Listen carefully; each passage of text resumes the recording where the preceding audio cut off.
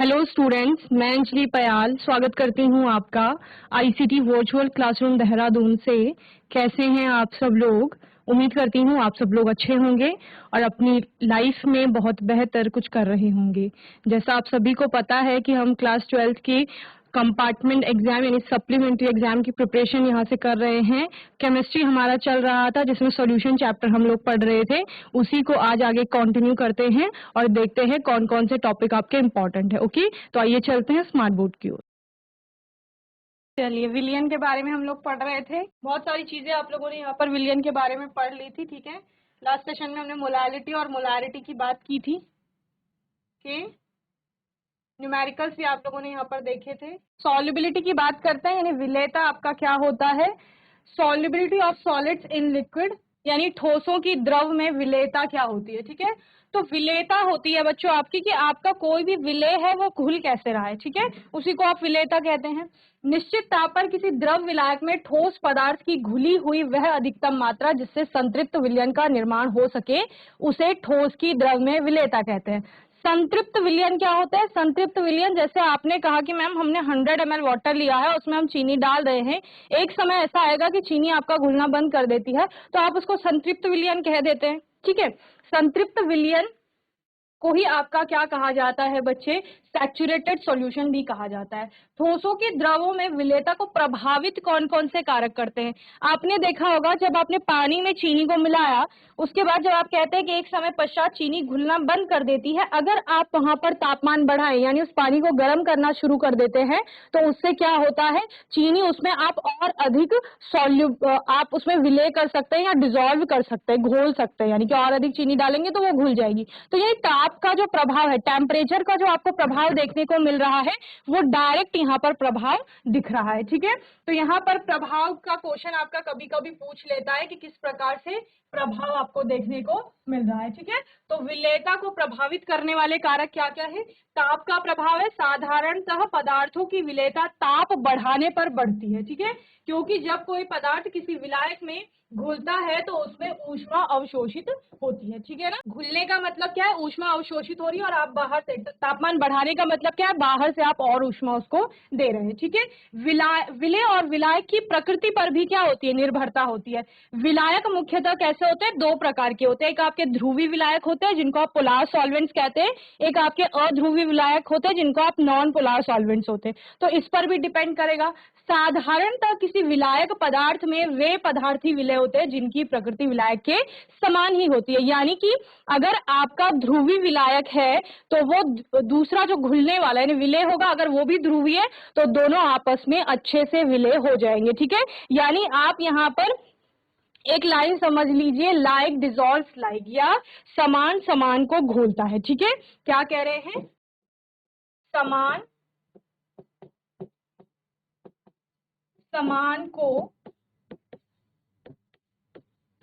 घोलता है। ठीक है, यानी आप क्या समझ रहे हैं इससे कि अगर पोलार सॉल्वेंट है आपका तो उसमें घुलने वगैरह, अगर सल्यूट भी आपका पोलार है तो दोनों इजीली क्या हो जाएंगे? एक दूसरे में डिसॉल्व हो जाएंगे। वहीं अगर नॉन पोलार है तो नॉन पोलार सॉल्वेंट में नॉन पोलार सल्यूट आराम से आपका क्या हो जाएगा? डिसॉल्व हो जाएगा। तो इस प्रकार से आप पढ़ते हैं आयनिक व ध्रुवीय पदार्थ ध्रुवीय विलायकों में घुलते हैं, वहीं अध्रुवीय पदार्थ अध्रुवीय विलायकों में विलय होते हैं। ठीक है, तीसरा आपका विलय के कणों के आकार पर, यानी कि विलय के कण कितने बड़े हैं या कितने छोटे हैं उसके आधार पर भी आप क्या बोलते हो कि ठोसों की द्रव में विलयता कैसी है। ठोसों की द्रव में विलयता से क्या समझ रहे हो? दिया गया जो आपका विलय होगा वो ठोस है और जो आपका विलायक है वो कैसा है? द्रव अवस्था में है। तो विलय के कणों के आकार पर निर्भरता किस प्रकार से है? किसी क्रिस्टलीय ठोस के छोटे छोटे कण बड़े कणों की अपेक्षा जल्दी विलय हो जाते हैं। आप लोग क्या देखते हैं, अगर आपने चीनी ही ली है, दो प्रकार की चीनी ली है, एक में जो आपके क्रिस्टल्स है वो अपेक्षाकृत बड़े आकार के हैं, मोटी चीनी आप कह रहे हो, एक थोड़ा बारीक चीनी है, सपोज, या आपने चीनी को ग्राइंड कर लिया है या पीस लिया है। ठीक है, पाउडर टाइप का आपने बना लिया है, तो आप क्या देखते हैं, जिस पाउडर चीनी की बात आप कर रहे हो वो इजीली डिसॉल्व हो जा रही है क्योंकि उसमें कणों का आकार कैसा है? अपेक्षाकृत छोटा है और चीनी वहां पर क्या है? विलय है। जबकि आप नॉर्मल चीनी की जो बात कर रहे हो जहां पर आपने कहा क्रिस्टल का साइज जो है वो अपेक्षाकृत बड़ा है, वो घुलने में समय लेगा। तो यानी विलय के कणों कणों का आकार भी विलेयता को प्रभावित कर सकता है किसी भी विलेय की। विलेय का कण अगर बड़ा होगा तो घुलने में समय अधिक लगेगा, विलेयता कम हो जाएगी। वहीं पर अगर विलेय का आकार, कणों का आकार छोटा है तो इजीली डिसॉल्व हो जाएगा या सॉल्युबल होगा। तो इस प्रकार से हमने एक और क्या पढ़ा, यहाँ पर प्रभावित करने वाला कारक पढ़ा। ओके, फोर्थ है आपका सम आयन प्रभाव देखने को मिलता है। विलयन में सम आयन प्रभाव की आयन की उपस्थिति में साधारणतः अल्प विलेय लवणों की विलेयता कम हो जाती है, जैसे कि यहाँ पे NaCl और AgCl की जल में विलेयता अधिक होती है, क्योंकि क्लोराइड आयन Cl नेगेटिव की उपस्थिति AgCl की विलेयता को कम कर देती है। ओके, तो यहाँ पर ये आपका ठोसों की द्रव में विलेयता को हम लोग देख रहे थे। Solubility of gases in liquid भी आप लोग देखते हैं, यानी कि अब आपका विलेय कैसा हो गया है, गैसियस स्टेट में हो गया है, और आपका जो सॉल्वेंट है यानी विलायक जिसे आप कह रहे हो वो लिक्विड स्टेट में है, यानी कि द्रव अवस्था में है। It is generally expressed in terms of absorption coefficient which is defined as the volume of gas reduced to NTP dissolution by unit volume of solvent at particular temperature and 1 atm pressure okay of the gas. Simply गैसों की द्रव में विलेयता क्या है? सामान्य रूप से यह पाया जाता है कि जल या अन्य प्रकार के द्रवों में गैस एक निश्चित मात्रा में घुली हुई रहती है। ठीक है, जैसे समुद्र आदि के पानी में जो मछली आदि पाई जाती है वो श्वसन कहाँ से करती हैं? उसमें घुली हुई जो ऑक्सीजन है उसका प्रयोग करती है, क्योंकि पानी में क्या है, ऑक्सीजन की पर्याप्त मात्रा वहां पर घुली रहती है। किसी भी द्रव में गैस की विलेयता को हम क्या करते हैं? एब्जॉर्प्शन कोएफिशिएंट जिसे हम कह रहे हैं अवशोषण गुणांक द्वारा व्यक्त किया जाता है, जिसको आप निम्न रूप से परिभाषित करते हैं। तो किस तरह से परिभाषित करते हैं? एक निश्चित ताप, ठीक है, निश्चित ताप का मतलब क्या है? टेम्परेचर आपने फिक्स कर लिया है, तथा एक वायुमंडलीय दाब पर क्या कहा जा रहा है? एटीएम प्रेशर, आपका एटमॉस्फेरिक प्रेशर कितना है? 1 atm पर किसी द्रव या विलायक के इकाई आयतन में। यानी आपने क्या किया बच्चे, आपने प्रेशर बताया कि एक वायुमंडलीय दाब है, ताप भी आपने निश्चित कर लिया, फिक्स कर लिया है कहीं पर। वहां पर द्रव या विलायक, जो विलायक होगा लिक्विड स्टेट में होगा, हम यहाँ पर बोल रहे हैं उसका इकाई आयतन आप लेंगे। सपोज आपने 1 लीटर ले लिया, उसमें घुली हुई गैस का जो आयतन होगा, कितनी विलेय की मात्रा है, ठीक है, उसका आयतन कितना है, अवशोषण गुणांक उसी को कहा जाता है। सिंपली आप बोल सकते हो कि आपका सॉल्वेंट में कितना सॉल्यूट वहां पर अवशोषित हो रहा है उसकी मात्रा आप बता रहे हो। ठीक है, इस प्रकार से प्रत्येक द्रव के लिए अलग अलग हो सकता है अवशोषण गुणांक का मान, क्योंकि गैस की विलेयता अलग अलग द्रवों में अलग अलग हो सकती है। ठीक है, यानी एक ही गैस को अगर आप अलग अलग द्रवों में देख रहे हो तो वो अलग अलग मात्रा में वहां घुली हुई हो सकती है। ओके, तो ये क्या हो गई? गैसों की द्रव में विलेयता हो गई। इसको कौन कौन से फैक्टर अफेक्ट करते हैं? यहाँ पर गैस की प्रकृति की हम बात करेंगे। जो गैस से द्रव के साथ मिलकर यौगिक बना लेती हैं या द्रव में आयनीकृत हो जाती हैं, ऐसी गैसें द्रव में अधिक घुलनशील होती हैं, यानी जो आयंस बना लेती हैं अपने। ओके, इसके दूसरी तरफ हम क्या देखते हैं? जो गैसें द्रव के साथ कोई क्रिया नहीं करती हैं, वही गैसें क्या करती हैं? ऐसे द्रवों में कम घुलनशील होती हैं या कभी कभी नहीं घुलती हैं। ओके, जैसा कि हमें अवशोषण गुणांक का ऊपर अध्ययन किया, जिसके अनुसार यदि किसी गैस के लिए अवशोषण गुणांक का मान अधिक है तो उस गैस के लिए द्रव में विलेयता भी अधिक, जितनी अधिक विलेयता होगी अवशोषण गुणांक का मान उतना अधिक आ रहा है। ओके, दूसरा क्या है? द्रव की प्रकृति, यानी वही जो आपने देखो कोरिलेट करके पढ़ना है। ठीक है, इससे पहले जब आपने ठोस की द्रव में विलेयता देखी, ठोस की द्रव में विलेयता कौन सी है? जब आप कह रहे हो कि चीनी को हमने किसमें मिलाया? पानी को। यहाँ पर आपने गैस की द्रवों में विलेयता देख रहे हैं, तो आपने गैस, जैसे आप कोल्ड ड्रिंक्स की बात करते हैं जिनमें गैसेस होती है, जिनको पीने पर आपको चिलिंग सेंसेशन होता है, ऐसे जब आप पीते हो तो गले में थोड़ा अजीब सा होता है ना, चिलिंग सेंसेशन जिसे आप बोलते हो, तो वो आपका किसके कारण हो रहा है? क्योंकि उस ड्रिंक आपका लिक्विड स्टेट में है पूरा, उसमें आपकी गैस डिसॉल्वेड है, कार्बन डाइऑक्साइड की बात आप लोग करते हो। ठीक है, तो ये उसका एग्जाम्पल है, तो उसको लेके चलना है आपको दिमाग में कि उसमें क्या क्या हो रहा है। तो उसमें दो चीजें, एक तो गैस है जो आपको चिलिंग सेंसेशन दे रहा है, दूसरा आपकी क्या है? दूसरा आपका विलायक है जो द्रव के रूप में जिसको आप पी रहे हैं। ठीक है, तो जिस प्रकार गैसों की विलेयता का मान गैसों की प्रकृति पर निर्भर करता है, ठीक उसी प्रकार गैस की विलेयता का मान द्रवों की प्रकृति पर भी निर्भर करता है। गैस की विलेयता में भी हम कह सकते हैं कि समान समान को घोलता है, अर्थात ध्रुवीय गैसें ध्रुवीय विलायकों में अधिक घुलनशील होती हैं तथा अध्रुवीय गैसें अध्रुवीय द्रवों में तथा ध्रुवीय गैसें अध्रुवीय द्रवों में कम घुलनशील होंगी। यानी कि मैंने क्या बोला, polar dissolve polar and non polar dissolve non polar, ठीक है, ये आपको याद रखना है। यानी अगर दोनों ही ध्रुवीय हैं तो विलेयता अधिक होगी, एक ध्रुवीय और दूसरा अध्रुवीय है तो आपका क्या हो जाएगा, वहां पर जो विलेयता है, सॉल्युबिलिटी है, वो कम हो जाएगी। दूसरा, अगर दोनों ही अध्रुवीय हैं, समान है दोनों, तो वहां पर विलेयता बढ़ जाएगी और अच्छे से एक दूसरे में वो लोग डिजोल्व हो जाएंगे। ओके, ये हम यहाँ पर पढ़ रहे हैं। ओके, ताप का प्रभाव आपको यहाँ पर देखने को मिलेगा। जब एक निश्चित या स्थिर दाब पर ताप का मान बढ़ाया जाता है तो ताप बढ़ाने पर गैसों की द्रव में विलेयता कम हो जाती है। ऐसा इसलिए होता है क्योंकि जब गैसें किसी द्रव में घुलती हैं तो उनके घुलने के कारण ऊष्मा बाहर निकलती है और इसके पश्चात क्या होगा, यह क्रिया आपकी ऊष्माक्षेपी क्रिया होती है। जैसा हम जानते हैं कि ऊष्माक्षेपी अभिक्रियाओं में ताप का मान बढ़ाने पर विलेयता कम हो जाती है। ओके, तो ये ताप का प्रभाव हो गया। दाब का प्रभाव क्या है, जब गैस विलेय तथा द्रव विलायक हो तो उस स्थिति में दाब का मान बढ़ाने पर गैसों की विलेयता द्रवों में बढ़ जाती है। गैस की विलेयता पर दाब का कितना प्रभाव पड़ता है, इसका मान आप कहाँ देखते हैं, हेनरी का नियम का उपयोग करके देखते हैं। ठीक है, तो ये वाला जो दाब का प्रभाव है ये आपको कहाँ देखने को मिलता है, जैसे आप सपोज एक कोल्ड ड्रिंक की बोतल खरीद के लाए, ठीक है, आपने क्या किया, उसकी जो सील होती है वो खोल ली है, एक बार आपने उससे पी लिया है, अब आपने उसको बंद तो कर दिया है लेकिन वैसे ही आप उसको सील टाइट नहीं कर पाए।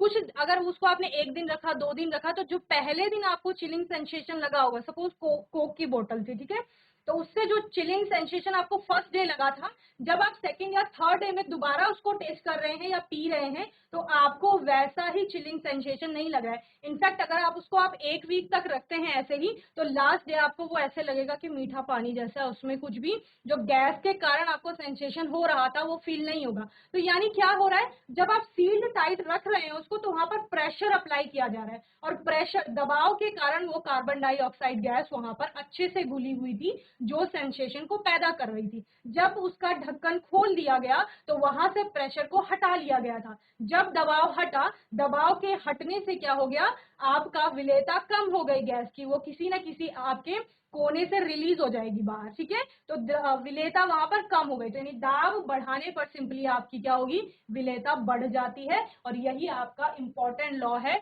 हेनरी का लॉ, जो आपको बताता है। ओके, तो इस पर आपने ध्यान देना है। हेनरी का लॉ कहता क्या है, हेनरी ने एक नियम दिया। हेनरी ने कहा कि हमने क्या कहा, आपने देखा होगा कि मैं आपको बार बार कोक की बोतल का एग्जांपल दे रही हूँ, या आपने अपने आसपास सोडा वेंडर्स को देखा होगा जो सोडा बनाते हैं, तो वो क्या करते हैं, कुछ नहीं करते हैं, पानी लेते हैं, पानी में सोडा डाल देते हैं। तो सोडा क्या है, सोडा जब वो बना रहे हैं तो वो गैस डालते हैं उसमें, तो उस गैस को क्या किया जाता है, बहुत हाई प्रेशर में बॉटल में फिल किया जाता है। बहुत हाई प्रेशर में जब उसको फिल करेंगे तो यानी उसको क्या कर रहे हैं, वो घोल रहे हैं उस लिक्विड के अंदर। आपने क्या कहा, मैम हमने कोक की बोतल देखी है, कोक की बोतल है सपोज ये यहाँ पर सील्ड टाइट की हुई है, इसको खोलने के लिए आपको क्या चाहिए होता है, ओपनर चाहिए होता है, इजीली आप इसको खोल नहीं पाते हैं। ठीक है, ओपनर की जरूरत आपको क्यों लग रही है, क्योंकि ये बहुत हाई प्रेशर, उच्च दाब पर ये ढक्कन लगाया गया है, समझ रहे हैं। और उच्च दाब पर क्यों लगाया गया है, इस लिक्विड में या इस जूस में जो आप कोल्ड ड्रिंक पी रहे हो, इस शीतल पेय में सिर्फ लिक्विड नहीं है, लिक्विड के साथ क्या क्या है, अगर मैं लिक्विड की बात करूं, ये रेड कलर का अगर लिक्विड है, इसमें एक तो द्रव है जिसको आप पी रहे हैं, फ्लेवर ड्रिंक है वो, उसके साथ साथ क्या किया गया है, एक गैस को भी मिलाया गया है, ये ब्लू कलर की, ये क्या है आपका, ये गैस है। तो ये गैस घुलेगी किस प्रकार से, आपने कहा मैम हमने पढ़ा तो है पहले कि जितना ज्यादा दबाव पड़ेगा उतना ज्यादा गैस द्रव में घुलेगी, इसीलिए ये क्या किया गया, उच्च दाब पर ये ढक्कन लगाया गया है ताकि जो ये गैस है ये द्रव में अच्छे से घुल पाए। यही हेनरी ने बोला कि जितना ज्यादा प्रेशर अप्लाई करोगे उतनी ज्यादा मात्रा में गैस वहां पर घुलेगी। बस इतना सिंपल सा आपको याद रखना है। ठीक है, क्या कहा उन्होंने, और ये सब कब हो रहा है, एक फिक्स्ड टेम्परेचर पर हो रहा है, स्थिर ताप पर किसी किसी गैस की विलेयता उस गैस के दाब के अनुक्रमानुपाती होगी, यानी जितना ज्यादा दाब लगाएंगे उतना ज्यादा गैस विलेय होगी उसमें। अगर दाब हटा देंगे तो गैस क्या करेगी? अगर सपोज आपने ये ढक्कन, आपने देखा होगा जब ओपनर से आप उसको लिड को अलग करते हैं बॉटल से, तो क्या होता है, कभी कभी आपका गैस जब बाहर निकलेगी उसके साथ साथ ड्रिंक भी बाहर निकल जाती है। देखा है ऐसा सभी ने? तो वो किसके कारण हो रहा है? क्योंकि दबाव को हटाया गया है, और दबाव को हटाने, जब दबाव हटा या दाब कम करने पर क्या होगा, बॉटल में जो भी लिक्विड था यहां से आपका गैस बाहर निकलेगी, ठीक है, और गैस के साथ साथ कभी कभी आपका जो द्रव है या शीतल पेय है वो भी बाहर आ जाता है। ऐसा आप देखते हो, कोक की बोतल होगी, शैंपेन वगैरह जो होता है, उन सभी में गैस रखी रहती है, तो वो गैस एकदम से बाहर निकलती है, तो अपने साथ साथ जो ड्रिंक है उसको भी बाहर ले आती है, या द्रव जो है उसको भी बाहर ले आती है, ठीक है। तो क्या कहा जा रहा है, बहुत सिंपल है, कुछ भी याद नहीं रखना है, आपका दाब और विलेयता में संबंध है। किसमें संबंध है? दाब और विलेयता में। विलायक जहां पर द्रव है और विलेय आपका गैसीय अवस्था में। सिंपल आपको ये कोल्ड ड्रिंक की बोतल याद रखनी है कि मैम उस पर ढक्कन लगाए, ढक्कन का मतलब दाब। जब तक ढक्कन रहेगा गैस अंदर है उतनी विलेय है, जैसे ही ढक्कन हटेगा यानी प्रेशर हटाएंगे तो गैस आपकी वहां से रिलीज हो जाएगी। दैट मीन्स कि उसकी सॉल्युबिलिटी कम हो रही है, विलेयता कम हो रही है। कब? जब दाब कम किया। तो ठीक इसके विपरीत हेनरी ने बोला क्या, कि स्थिर ताप पर, जब तापमान स्थिर है, किसी गैस की विलेयता उस गैस के दाब के अनुक्रमानुपाती होती है। यदि किसी निश्चित ताप पर तथा साम्य दाब पर जो पी है, दबाव है, उसकी वैल्यू P है, तथा गैस की घुलन की मात्रा है, जो विलेयता है, वो m ग्राम है, यानी इतनी मात्रा में गैस वहां पर घुली हुई है, तो संबंध क्या हो जाएगा? m is directly proportional to P। Okay, ये संबंध हो जाएगा। m क्या है? मात्रा है गैस की जो बॉटल के अंदर है, और P क्या है? P आपका दबाव है, जो ढक्कन में आपने दबाव अप्लाई किया है ना, वो है, ठीक है। तो उन दोनों में संबंध आएगा। तो m इज इक्वल टू क्या हो जाता है, प्रोपोर्शनैलिटी का साइन हटाते हैं तो KH आ जाता है, KH इंटू P। ओके, अब ये KH आपका जो है ये एक नियतांक है, जिसे आप क्या कहते हो, हेनरी नियतांक या हेनरी कांस्टेंट भी इसको कहा जाता है, ठीक है। हेनरी नियतांक KH का मान गैस की प्रकृति पर निर्भर करता है। जैसे हमने क्या बोला कि गैस की प्रकृति जो होगी वो विलेयता को प्रभावित करेगी। ताप बढ़ाने पर हेनरी नियतांक KH का मान बढ़ता है, क्योंकि आप ये पहले पढ़ चुके हो कि ताप बढ़ाने पर विलेयता बढ़ जाएगी। हेनरी नियतांक KH का मान स्थिर ताप पर अलग अलग गैसों के लिए अलग अलग होगा, क्योंकि हम पहले ही पढ़ चुके हैं प्रकृति पर निर्भर करेगा। तो अलग अलग गैसेस होंगी तो अलग अलग प्रकृति हो जाएगी, तो विलेयता भी आपकी वहां पर अलग अलग देखने को मिलेगी। हेनरी नियतांक का मान जिस गैस के लिए जितना ज्यादा होता है उस गैस की विलेयता उतनी ही क्या हो जाएगी, कम हो जाएगी। ओके, चलिए चलिए सिट डाउन बच्चे, आपकी आवाज ही नहीं आ पा रही है। आपको हेनरी का नियम समझ में आया? हैंड रेस कर दो। हेनरी का नियम समझ आया तो ठीक है, वेरी गुड। इसको आपने अच्छे से पढ़ना है। देखो बच्चे, कुछ भी नहीं है, बस एक दाब, प्रेशर आपको ध्यान रखना है, जो मैं ढक्कन के माध्यम से यहाँ पे बता रही हूँ आपको, और दूसरी विलेयता, यानी गैस कितना डिसॉल्व हो रही है वहां पर आपके ड्रिंक में, उस पे आपको क्या करना है, संबंध बताना है जो हेनरी ने दिया है। हेनरी ने बोला जितना ज्यादा हम दाब लगाएंगे ना उतना ज्यादा हमको टेस्टी लगेगा ड्रिंक। तो टेस्ट किससे आ रहा है? जो चिलिंग सेंसेशन की मैं बात कर रही थी वो गैस से आ रही है, यानी गैस उतना ज्यादा विलेय है आपकी जो शीतल पेय है, या फिर जिसको आप सॉल्वेंट के रूप में यहाँ पे द्रव बोल रहे हो उसमें। तो किसी भी जो सोल्यूशन होगा जहां पर गैस आपका विलेय है और विलायक आपका द्रव है, वहां पर गैस की विलेय की मात्रा जो होती है उस गैस पर लगाए गए दाब के अनुक्रमानुपाती हो जाती है, जो हमने यहाँ पर संबंध भी निकाला। m इज इक्वल टू क्या हो गया आपका, KH इंटू P हो गया, जहाँ KH क्या है आपका, हेनरी नियतांक। इस संबंध को आप एक और तरह से बता सकते हैं। इस संबंध को आप कैसे बताते हैं? यहाँ पर अगर आपने सपोज मोलों की संख्या में आप देखेंगे, सपोज आपके दो लिक्विड थे, अगर मैं गैस को यहाँ पर A मान लूं और द्रव को B मान लूं, तो इनके मोलों की संख्या आप कैलकुलेट कर पाएंगे। A की मोलों की संख्या सपोज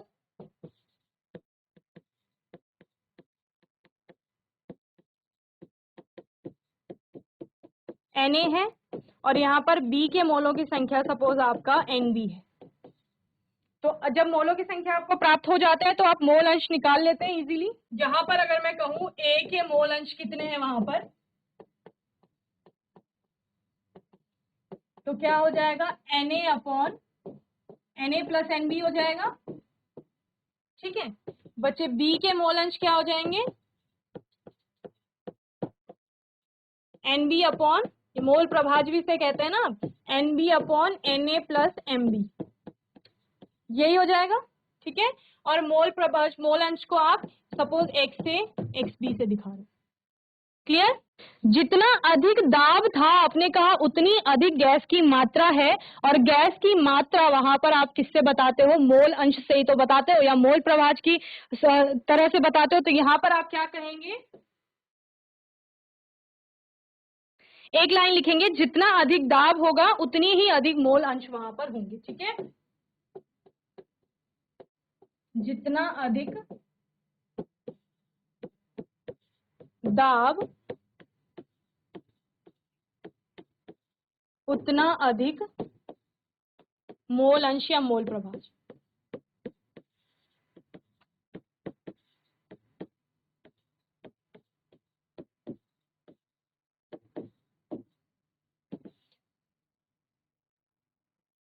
ओके तो यहाँ पर क्या आ जाएगा, P जो है आपका प्रेशर वो डायरेक्टली प्रोपोर्शनल होगा किसके, आपके जो X गैस है आपका। ठीक है, यहाँ पर आपने XA लिया था जो, वो आ जाएगा। ठीक है, इसके क्लियर। अब यहाँ पर जब आप प्रोपोर्शनैलिटी का साइन हटाएंगे तो वही क्या आ जाएगा, आपका KH आ जाएगा, जिसको आप क्या कह रहे हो, हेनरी का कांस्टेंट कह रहे हैं या हेनरी नियतांक कह रहे हैं। यदि गैस के आंशिक दाब P और मोल भिन्न x के मध्य ग्राफ खींचा जाता है तो एक सरल रेखा में आपको ग्राफ मिलता है, और जो ग्राफ का ढाल होगा, ठीक है, वो कैसा होगा, वो KH को आपका व्यक्त करेगा। ओके, सीधी रेखा में ग्राफ कैसे बनता है, इस प्रकार से। ओके, ये आपका सीधी रेखा ग्राफ है, जो भी ढाल है वो क्या व्यक्त करेगा, आपका KH की वैल्यू को व्यक्त करेगा, और यहां से आप x की वैल्यू भी निकाल सकते हैं। इस संबंध से क्या समझ रहे हैं, जितना ज्यादा वहां पर गैस घुली हुई होगी, x की वैल्यू जितनी अधिक आएगी, हेनरी के नियतांक की वैल्यू उतनी ही कम आएगी। देख रहे हो ना, हेनरी का नियतांक अपॉन में चला गया x के। क्लियर, तो आप क्या कहेंगे, समान दाब पर गैसों की विलेयता जो होती है वो हेनरी स्थिरांक के व्युत्क्रमानुपाती होती है। जिन गैसों के लिए हेनरी का स्थिरांक जो होता है वो अधिक होगा, उनकी विलेयता कैसी हो जाएगी, कम हो जाएगी, और जिनके लिए हेनरी स्थिरांक का मान कम आएगा, उनकी विलेयता कैसी हो जाती है बच्चे, बहुत अधिक हो जाती है। ओके, चलिए इसकी सीमाएं क्या क्या है। हेनरी का नियम केवल आदर्श गैसों के लिए मान्य होता है, यानी आइडियल जो आपकी गैसेस होंगी उनके लिए ये माना जाएगा। हेनरी का नियम केवल आदर्श गैस के लिए माना जाता है। हेनरी का नियम इन गैसों पर लागू होता है जब विलयन से कोई रासायनिक अभिक्रिया नहीं होती है, और इसमें विलयन का दाब बहुत अधिक नहीं होना चाहिए, बहुत ज्यादा भी आप दाब नहीं बना पाएंगे उस पे। इसमें विलयन का ताप बहुत कम नहीं होना चाहिए, यानी एकदम ठंडा नहीं होना चाहिए आपका विलयन, और गैसों की विलेयता बहुत अधिक नहीं होनी चाहिए, ये भी आपको ध्यान रखना है। यह नियम इन गैसों के नियम मान्य नहीं है जो कि किसी द्रव में विलय होकर आयनों में विघटित हो जाते हैं। ओके, आयंस नहीं बनने चाहिए, तो इसकी सीमाएं हैं। अनुप्रयोग आप लोग कहाँ कहाँ देखते हैं, जैसे सोडा जल या शीतल पेय पदार्थ में CO2 की विलेयता बढ़ाने के लिए इन पदार्थों को अधिक दाब पर बोतल में बंद किया जाता है। तो ये हेनरी, देखो एक सोडा वेंडर जो सोडा बना रहा है उसको भी हेनरी का नियम पता है, यानी कोई कोक की बोतल दे रहा है तो ओपनर का प्रयोग कर रहा है, उसके बाद वो कह रहा है कि इसको ढंग से सील बंद करके रखना है, नहीं तो ये जो ड्रिंक है वो खराब हो जाएगी, तो उसको भी हेनरी का नियम पता है कि हेनरी ने क्या कहा था। ठीक है, सेकेंड है आपका, अधिक ऊंचाई के स्थानों पर ऑक्सीजन का आंशिक दाब जो होता है वो कम ऊंचाई या समतल स्थान की अपेक्षा कम हो जाता है, यानी ऑक्सीजन जो होती है जैसे ऊंचा स्थान होता है ना, जितनी हाइट ज्यादा होती है वहां पर कम हो जाता है, तो फिर क्या होता है, अतः यहाँ पर रहने वाली व्यक्ति के रक्त में ऑक्सीजन की मात्रा कम हो जाती है, जिसके कारण शरीर कमजोर हो जाता है एवं इनकी सोचने की शक्ति भी कैसी होती है, कम होती है। इन लक्षणों को एनोक्सिया कहते हैं। समुद्र में जब गोताखोर जाते हैं तो आप क्या देखते हैं, जैसे जैसे वो नीचे जाएंगे, समुद्र तल से नीचे को जाएंगे तो उतना ज्यादा उन पर क्या होता है, वहां पर दबाव पड़ता है। ठीक है, ऑक्सीजन की डिमांड बढ़ेगी तो वो बहुत ज्यादा ऑक्सीजन लेते हैं, ऑक्सीजन सिलेंडर साथ में लेके जाता है ना गोताखोर जब समुद्र में जा रहा है तो। लेकिन जैसे जैसे वो ऊपर को वापस आएगा सतह की तरफ को, तो उससे दबाव कम होता जाता है। जब दबाव कम होगा तो उससे क्या होता है, जो ब्लड में घुली हुई नाइट्रोजन होती है वो एक साथ निकलती है बाहर को, जिससे क्या होता है, वो ब्लड में आपके बुलबुले बन सकते हैं और फटने का खतरा रहता है नसें का। ठीक है, तो इस प्रकार उसमें हीलियम मिलाई जाती है ताकि दबाव जो है वो मेंटेन रह सके। जब समुद्री गोताखोर समुद्र के अंदर जाते हैं तो गोताखोर को अधिक दाब पर गैसों की घुलनशीलता का सामना करना पड़ता है। समुद्र के बाहर का दाब जो होता है वो अधिक होने के कारण वायुमंडलीय गैसों की रक्त में विलेयता बढ़ जाती है। जब गोताखोर बाहरी सतह की ओर आने लगते हैं तो क्या होता है, आपका दाब कम होने लगता है।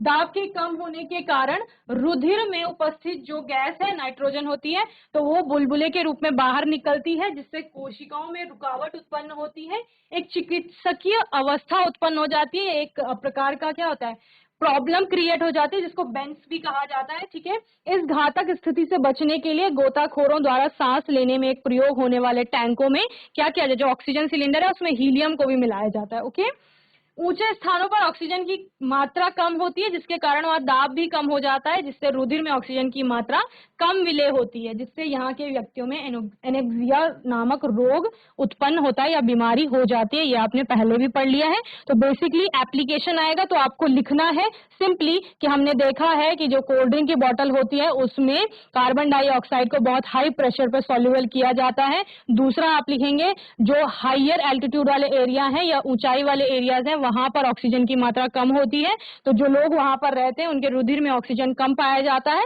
जिसके कारण से, क्योंकि रुधिर क्या है, सॉल्वेंट, ऑक्सीजन क्या है, आप गैस है, विलेय के रूप में है गैस, तो वो कितनी विलेय होगी, जितना ज्यादा क्या होगा, दाब होगा।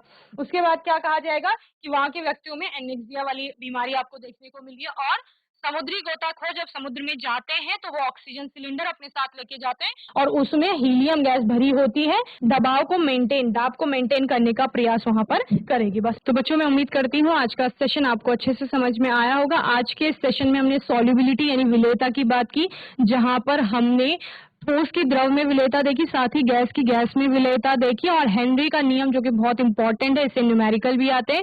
आने वाले सेशन में राउट्स लॉ की बात करेंगे, साथ ही हेनरी का जो नियम है उसका कोई न्यूमेरिकल देखेंगे। ठीक है, तब तक आपको अच्छे से पढ़ाई को करते रहना है। कोई डाउट होगा, क्वेश्चन होगा तो आने वाले सेशन में आप लोग पूछ लेंगे।